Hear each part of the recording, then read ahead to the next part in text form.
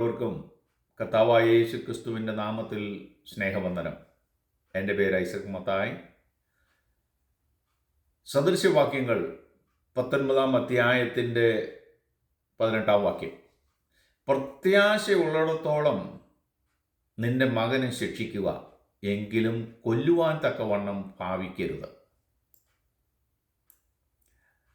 മക്കൾക്ക് നല്ലൊരു ഭാവി ഒരുക്കുവാൻ വേണ്ടി രാപകൽ അധ്വാനിക്കുന്ന മാതാപിതാക്കളെ ഇന്ന് എവിടെയും കാണുവാൻ കഴിയും.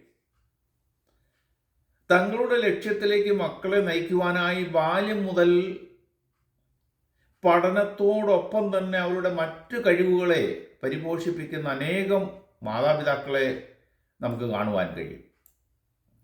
മക്കളെ ലോകത്തിൻ്റെ എല്ലാ തലത്തിലും ഉന്നതരാക്കുവാനുള്ള ഈ തന്ത്രപ്പാടിൽ അവരെ ദൈവാശ്രയത്തിലും ശിക്ഷണത്തിലും അച്ചടക്കത്തിലും വളർത്തുവാൻ ദൈവഭക്തിയിൽ ജീവിക്കുന്ന ബഹുഭൂരിപക്ഷം മാതാപിതാക്കൾക്കും ഇന്ന് കഴിയുന്നില്ല.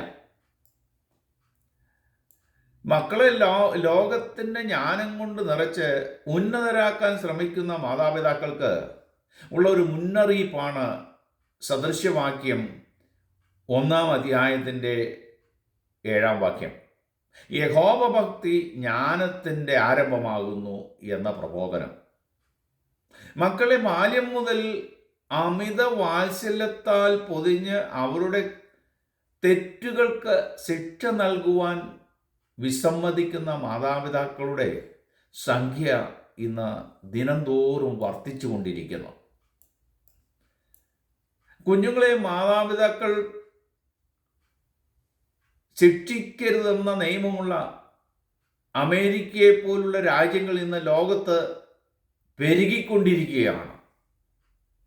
ദൈവത്തിൻ്റെ ദാനമായ നമ്മുടെ മക്കൾക്ക് ദൈവഭയത്തിലും ഭക്തിയിലും വളരുവാൻ ആവശ്യമായ ശിക്ഷണം നൽകുവാൻ നമുക്ക് കഴിയുന്നില്ലെങ്കിൽ നാം ദൈവത്തിന് വേണ്ടി എന്തെല്ലാം പ്രവർത്തിച്ചുവെന്ന് അവകാശപ്പെട്ടാലും അത് ലോകത്തിന് നമ്മെ വിമർശിക്കുവാനുള്ള ഒരു കറുത്ത പൊട്ടായി നമ്മുടെ ആത്മീയ യാത്രയിൽ എന്നേക്കുമായി അവശേഷിക്കും.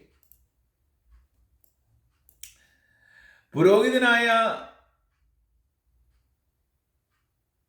ഏലിക്കും പ്രവാചകനും ന്യായാധിപനുമായിരുന്ന ശൗമേലിനും ദൈവത്തിൻ്റെ സ്നേഹിതനും രാജാവുമായിരുന്ന ദാവീദിനും തങ്ങളുടെ മക്കളെ ദൈവിക ശിക്ഷണത്തിൽ വളർത്തുവാൻ കഴിയാത്തതിൻ്റെ പ്രത്യാഘാതങ്ങൾ തിരുവചനം പഠിപ്പിക്കുന്നുണ്ട്.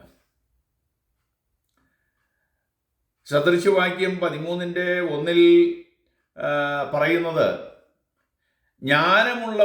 ജ്ഞാനമുള്ള മകൻ അപ്പൻ്റെ പ്രബോധന ഫലം, പരിഹാസിയോ ശാസന കേട്ടനുസരിക്കുന്നില്ല. നമ്മുടെ എല്ലാ അനുഗ്രഹങ്ങളും ദൈവം നമ്മെ സ്നേഹിക്കുന്നതിനാൽ ലഭിക്കുന്നതാണ്. എന്നാൽ അതിനേക്കാൾ ഉപരിയായി ദൈവം നമ്മെ അധികമായി സ്നേഹിക്കുന്നത് കൊണ്ട് അവൻ നമ്മെ ശാസിക്കുകയും ശിക്ഷിക്കുകയും ചെയ്യുന്നുണ്ട്. നമ്മെ ശിക്ഷിക്കുകയും ശാസിക്കുകയും മാത്രമല്ല, ശിക്ഷിക്കുമ്പോഴുണ്ടാകുന്ന വേദനവേളകളിൽ അവൻ തൻ്റെ വലംകരത്താൽ നമ്മെ ശക്തീകരിക്കുകയും ചെയ്യുന്നു.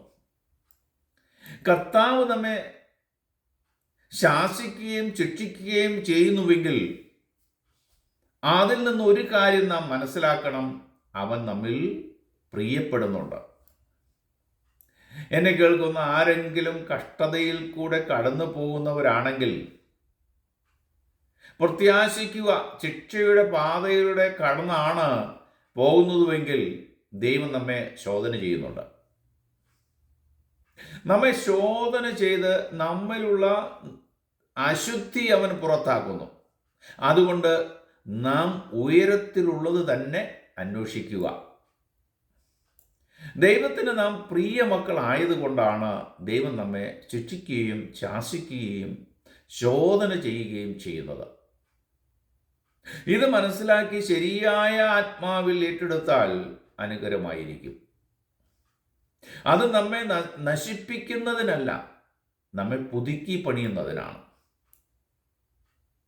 ശിക്ഷകളെ നന്മയ്ക്കായി സ്വീകരിച്ചുകൊണ്ട് ഏറ്റവും അനുസരണമുള്ളവനായി തീരുക. സദൃശ്യവാക്യത്തിൽ നാം വായിച്ചത്, ജ്ഞാനമുള്ള മകൻ അപ്പൻ്റെ പ്രബോധന ഫലം. പരിഹാസിയോ ശാസന കേട്ടിരിക്കുന്നില്ല, ശാസന കേട്ട് അനുസരിക്കുന്നില്ല. ശാസനകളെ ശരിയായ ആത്മാവിൽ ഏറ്റെടുക്കാത്തവർ പരിഹാസികളായിത്തീരും. അവൻ ദൈവത്തിൻ്റെ വലത്ത് ഭാഗത്തുള്ള കാര്യങ്ങളെ അന്വേഷിക്കുന്നില്ല. പരിഹാസികൾ,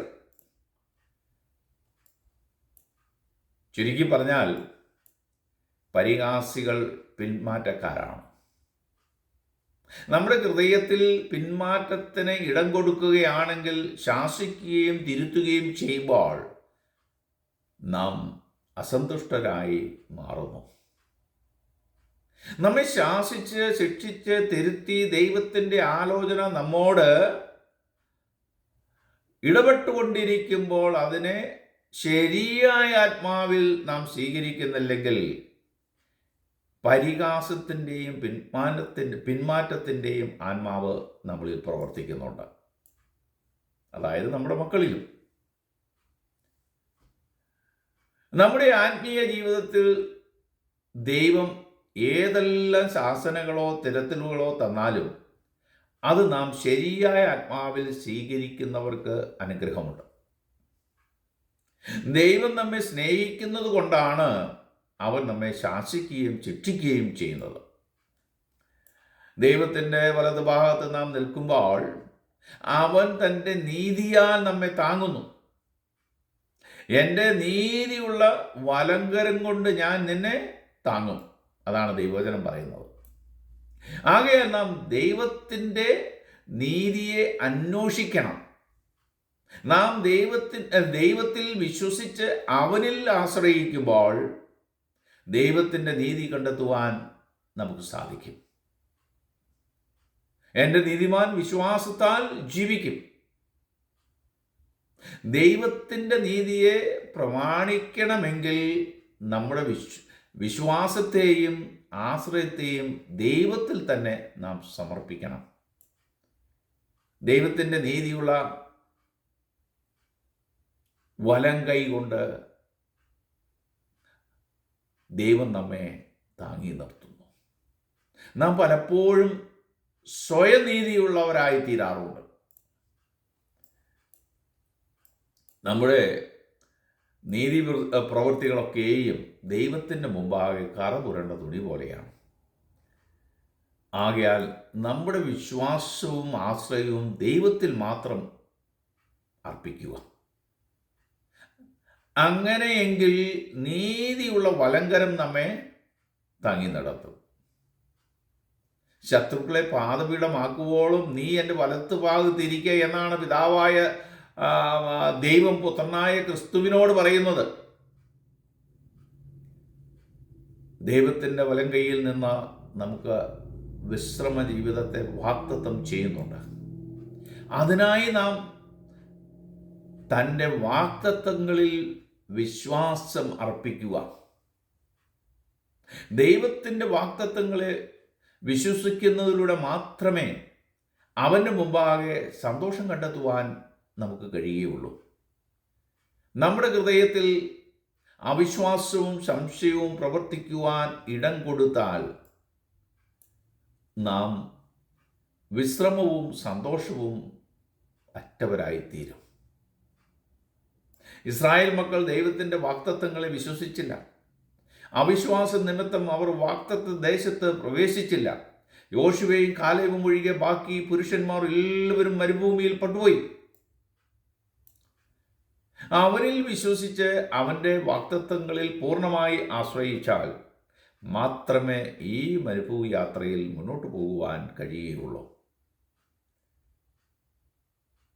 അവിശ്വാസമോ സംശയമോ ഹൃദയത്തെ ഭരിക്കുന്നുവെങ്കിൽ ദൈവത്തിൻ്റെ വലത്ത് ഭാഗത്തുള്ളത് അന്വേഷിക്കുക, അവനിൽ ആശ്രയിക്കുക. അവൻ നമ്മെ നയിക്കും. കർത്താവ് നമുക്കായി ദൈവത്തിൻ്റെ വലതുഭാഗത്ത് പക്ഷപാതം ചെയ്യുന്നുണ്ട്. അപ്പോൾ തന്നെ ദൈവസന്നിധിയിൽ രാപ്പകൽ ഇടവിടാതെ കുറ്റം ചുമത്തുന്ന അപവാദിയായ സാത്താൻ എന്നും നമുക്കെതിരായി നിൽക്കുന്നു. അവൻ പകൽ സമയത്ത് മാത്രമല്ല, രാത്രിയിലും പ്രവർത്തിക്കുന്നു. 24/7 ഈസ് വർക്കിംഗ്. അതുകൊണ്ട് ഈ രാത്രി യാമങ്ങളിൽ ഉണർന്നിരുന്ന് പ്രാർത്ഥിക്കുക. അപ്പോൾ തന്നെ യേശുക്രിസ്തു പിതാവിൻ്റെ സന്നിധിയിൽ സദാ നമുക്ക് വേണ്ടി പക്ഷപാതം ചെയ്യുന്നുണ്ട്. ആകയാൽ ദൈവത്തിൻ്റെ വലത്തുഭാഗത്തുള്ളത് തന്നെ അന്വേഷിക്കുക. യേശുക്രിസ്തു നമുക്ക് വേണ്ടി ദൈവത്തിൻ്റെ വലത്തുഭാഗത്ത് പക്ഷപാതം ചെയ്യുന്നത് പോലെ നാം മറ്റുള്ളവർക്ക് വേണ്ടിയും ദൈവസന്നിധിയിൽ പക്ഷപാതവും അപേക്ഷയും ചെയ്യുന്നത് വളരെ വളരെ നല്ലതാണ്. ഇന്ന് പലർക്കും അതിന് സാധിക്കുന്നില്ല. സങ്കീർത്തനം 98-ാം അധ്യായത്തിൻ്റെ 1-ാം വാക്യത്തിലേക്ക് നാം നോക്കുമ്പോൾ, യഹോവയ്ക്കൊരു പുതിയ പാട്ടുപാടുവിൻ, അവൻ്റെ വലം കൈയും അവൻ്റെ വിശുദ്ധ ഭുജവും അവന് ജയം നേടിയിരിക്കുന്നു. അതുപോലെ തന്നെ പുറപ്പാട് പുസ്തകം 15-ാം അധ്യായത്തിൻ്റെ 6-ൽ പറയുന്നത്, യഹോവ നിന്റെ വലം കൈ ശത്രുവിനെ തകർത്ത് കളയും. ദൈവത്തിൻ്റെ വലം കൈയുടെ ബലത്തിൻ കീഴിൽ ആശ്രയം പ്രാപിക്കുക. ശത്രുവിനെ അവൻ തകർക്കുന്നു. അവൻ്റെ വലം കൈയിൽ സമ്പൂർണ്ണ ജയമുണ്ട്. ദൈവത്തിൻ്റെ വലത്ത് ഭാഗത്തുള്ളവർക്ക് ശത്രുവിൽ നിന്നും, മരണത്തിൽ നിന്നും, പാപത്തിൽ നിന്നും, രോഗത്തിൽ നിന്നും, ലൗകിക കാര്യങ്ങളിൽ നിന്നും, സ്വയത്തിൽ നിന്നും പൂർണ്ണ ജയമുണ്ട്. അതുകൊണ്ട് വിശുദ്ധിയും വേർപാടും പാലിക്കുന്നവർക്ക്, വിളിക്കപ്പെട്ടിരിക്കുന്നവർക്ക് നമ്മുടെ ജീവനായ ക്രിസ്തു വെളിപ്പെടുമ്പോൾ അവനോട് കൂടെ നാമും തേജസ്സിൽ വെളിപ്പെടും. ഈ ലോകവും അതിലുള്ള മോഹവും എല്ലാം ഇതൊക്കെയും തീയിൽ ചുട്ടരിക്കപ്പെടും. എന്നാൽ നമുക്ക് വേണ്ടി തീയാൽ കേട് വരുത്തുവാൻ കഴിയാത്ത, നമ്മുടെ കൈകളാൽ തീർക്കപ്പെടാത്ത ഒരു നിത്യഭവനം നമുക്കായി കർത്താവ് ഒരുക്കുന്നുണ്ട്. ആ ഭവനത്തിനായി നാം പ്രത്യാശിക്കുക. അതുകൊണ്ട് ദൈവത്തെയും അവൻ്റെ വചനത്തെയും അനുസരിച്ച് ഈ ലോക ജീവിതം മുന്നോട്ട് നയിക്കുക. അതിനായി നമ്മുടെ മക്കളെയും നാം ഒരുക്കുക. ഈ ലോകത്തിൻ്റെ മായച്ചന്തയിൽപ്പെട്ട് നമ്മുടെയും നമ്മുടെ കുഞ്ഞുങ്ങളുടെയും ബിരുദ നഷ്ടമാക്കാതെ ദൈവം അനുവദിക്കുന്ന ശിക്ഷണത്തിൽ വളരുകയും വളർത്തുകയും ചെയ്യുക. നമ്മുടെ പദവിയും പ്രസക്തിയും പണവും പ്രതാപവും പെരുമയും ബുദ്ധിയുടെ പ്രമാണങ്ങളും എല്ലാം നശിച്ചു പോകും. സർവശക്തനായ ദൈവം അനുവദിക്കുന്ന ശിക്ഷയെക്കുറിച്ചും വരുവാനിരിക്കുന്ന നാശത്തെക്കുറിച്ചുമുള്ള മുന്നറിയിപ്പുകൾ തള്ളിക്കളയാതെ ദൈവവചനത്തിൽ വേരൂന്നി വളരുക. ദൈവവചനത്തിൽ ആശ്രയിച്ച് ജീവിക്കുക. അതിനായി ദൈവം നിങ്ങളെയും നിങ്ങളുടെ കുഞ്ഞുങ്ങളെയും എല്ലാവരെയും സഹായിക്കട്ടെ എന്ന് പ്രാർത്ഥിച്ചുകൊണ്ട് എൻ്റെ വാക്കുകളെ അവസാനിപ്പിക്കുന്നു. God bless you all. മറ്റൊരു വീഡിയോയുമായി വീണ്ടും കാണാം. ആമേൻ.